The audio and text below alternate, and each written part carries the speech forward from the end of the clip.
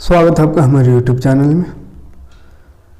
तो इस वीडियो में देखेंगे 8 क्लास का इतिहास का तीसरा चैप्टर ग्रामीण जीवन एवं समाज।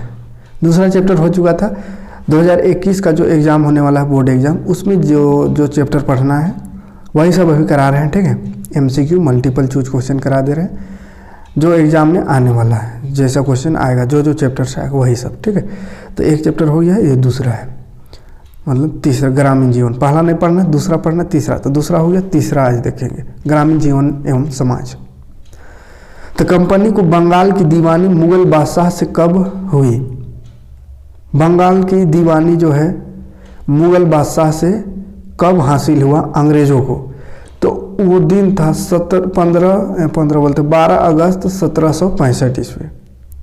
12 अगस्त 1765 ईस्वी को कंपनी को, कौन सा कंपनी को? ईस्ट इंडिया कंपनी को। ठीक है, ईस्ट इंडिया कंपनी को मुगल बादशाह से बंगाल की दीवानी मिली। कब? 12 अगस्त 1765 ईस्वी। 12 अगस्त 1765 ईस्वी। ठीक है, तो एक बार आप चाहो तो कहानी पढ़ लीजिएगा बुक का, है ना। इतिहास का है, कहानी एक बार पढ़ लीजिएगा अपने से, ऐसे थोड़ी कोई पढ़ाएगा तब समझ में आएगा। अपने से एक बार पढ़ लीजिएगा तो बहुत अच्छे से क्वेश्चन को रटने की ज़्यादा ज़रूरत नहीं पड़ेगा। ठीक है, तो हम फिलहाल कहानी नहीं पढ़े तो जो क्वेश्चन है उसको खाली बता दे रहे हैं। ठीक है, क्योंकि मेरा सब्जेक्ट तो खैर नहीं है ये, इसलिए मैथ साइंस से फुर्सत नहीं मिलता है, तो SST कहाँ पढ़े। ऐसे इंटरेस्ट है SST इतिहास में भी, लेकिन समय नहीं मिल पाता है। Grand old mine of India किसे कहा जाता है? Grand old mine of India किसे कहा जाता है? तो दादा भाई नौरोजी को कहा जाता है। अगला क्वेश्चन है अस्थाई बंदोबस्त व्यवस्था किस गवर्नर जनरल के समय हुआ? अस्थाई बंदोबस्त का जो व्यवस्था है वो लॉर्ड कॉर्नवालिस के समय हुआ था। अस्थाई बंदोबस्त यानी जो कर टैक्स जो लेता था उसको अस्थाई कर दिया, किसान से जो टैक्स लेता था अस्थाई बंदोबस्त अस्थाई कर दिया, इतना देना है साल में, फसल होवे चाहे ना होवे।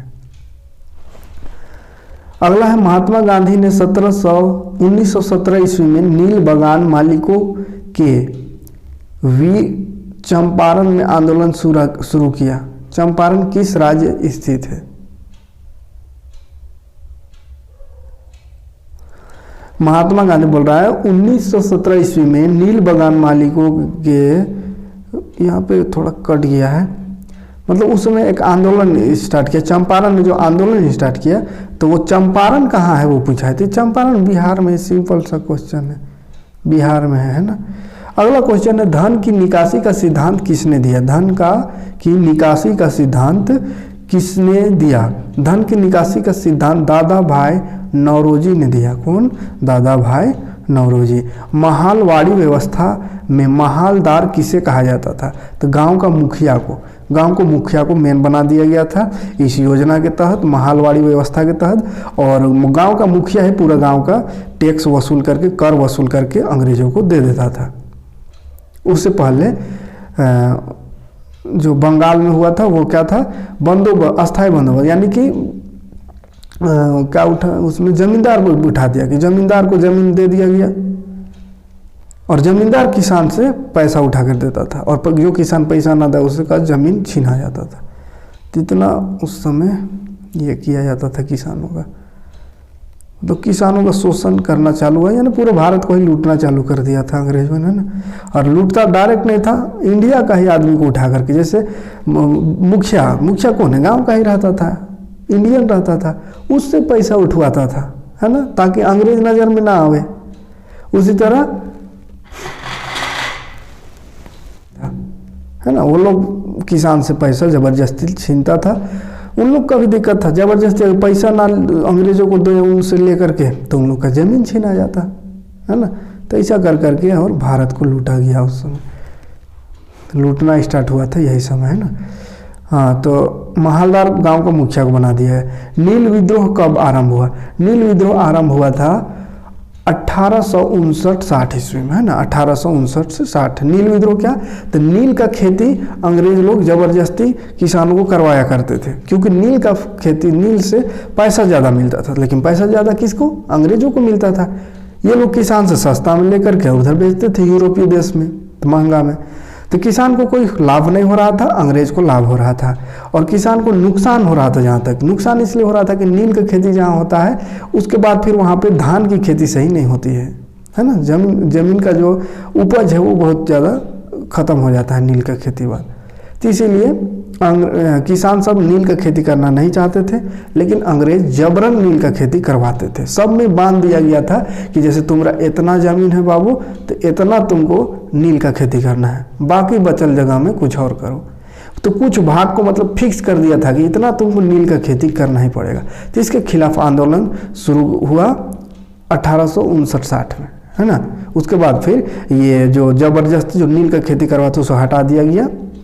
जिसको मर्जी वो कर सकता था नील, जिसको मर्जी नहीं वो नहीं कर सकता था। और चीन पर से चाय और चीन है, चीनी नहीं, ठीक है, चाय और चीन, यानी चाय जो था ना पहले चीन से ही आता था। एक एक देश था चीन का अधिकार था समझिए। तो उसका अधिकार समाप्त हो गया 1833 में, और चाय को भी भारत से उगाना चालू। अगला क्वेश्चन देखते हैं। देखिए स्क्रीनशॉट लेते चलिएगा, है स्क्रीनशॉट ले लीजिए। देखिए हम हट जा रहे हैं, चलिए ले लीजिए, ठीक। हाँ, अगला पेज में आते हैं। अगला पेज देखिए, ज़्यादा क्वेश्चन नहीं है, एक बार कहानी पढ़ लीजिएगा बेटर होगा, है ना। अब समय रहता तो हम कहानी समझा देते, लेकिन समय नहीं है। मैथ साइंस और 6 to 10 5 क्लास का जिम्मेदारी ले लिए हैं, तो खैर चलिए जिम्मेदारी पूरा कर रहे हैं, कोशिश कर रहे हैं अपना सब्जेक्ट का। देखिए नील, नवा क्वेश्चन, नील आयोग की अध्यक्षता में गठित हुई। तो नील आयोग जो है सीटोन कार के अध्यक्षता में उसको गठित किया गया। नील दर्पण नामक नाटक के रचनाकार है। नील दर्पण नामक नाटक, एक नाटक है, उसका रचनाकार कौन है, तो दीनबंधु मित्र, है ना। यानी नील जो है ना, नील का जो खेती होता था, नील बहुत ही ज़्यादा उस समय ये हो गया था, इसलिए नील आंदोलन भी बहुत सारा चला। नील आयोग बना, नील दर्पण से का नाटक बनाया गया इस नाम का, है ना। तो चर्चित है। हम लोग फोटोआ देखना चाहते हैं, तो ये हट गया, थोड़ा फोटोआ दिखत रहता होगा तो ठीक लगता होगा ना। चलिए अब ठीक लगेगा। कहाँ गया, नील दर्पण हो गया। हिंदू पैट्रियाट के संपादक थे। हिंदू पैट्रियाट के संपादक कौन थे, हरिश्चंद्र मुखर्जी। रैयतवाड़ी व्यवस्था को लागू करने का श्रेय जाता है किसको, टॉमस मुनरो ने रैयतवाड़ी व्यवस्था लागू किया था। पहली चाय कंपनी किस नाम से जानी जाती थी, पहले चाय कंपनी किस नाम से जानी जाती थी, असम चाय कंपनी, है ना। असम, सबसे पहले असम में ही चाय बनाना स्टार्ट किया, और असम चाय कंपनी नाम था चाय कंपनी का। महालवाड़ी व्यवस्था सर्वप्रथम किसने तैयार की, तो महालवाड़ी व्यवस्था होल्ट मैकेंजी ने की, है ना, होल्ट मैकेंजी। अगला क्वेश्चन है, यूरोपियन देशों में कपड़े की रंगाई के लिए प्रयोग किया जाता था, क्या प्रयोग किया जाता था, तो वही नील, है ना, भारतीय नील। तो इसीलिए इतना ज़्यादा मांग था ना, यूरोपीय देश में भारतीय नील का कपड़ा को रंगने के लिए उपयोग किया था। क्यों, क्योंकि यहाँ का जो था वो टिकाऊ था, है ना, हाई क्वालिटी का कपड़ा इसमें बन जाता था इस रंग से। भारत में पहला चाय बागान कहाँ लगाया गया था, असम में, है ना, असम में। महात्मा गांधी ने 1917 में बिहार में एक आंदोलन की शुरुआत की, वह कौन सा स्थान था, चंपारण था। इस शुरुए वाला क्वेश्चन था, है ना।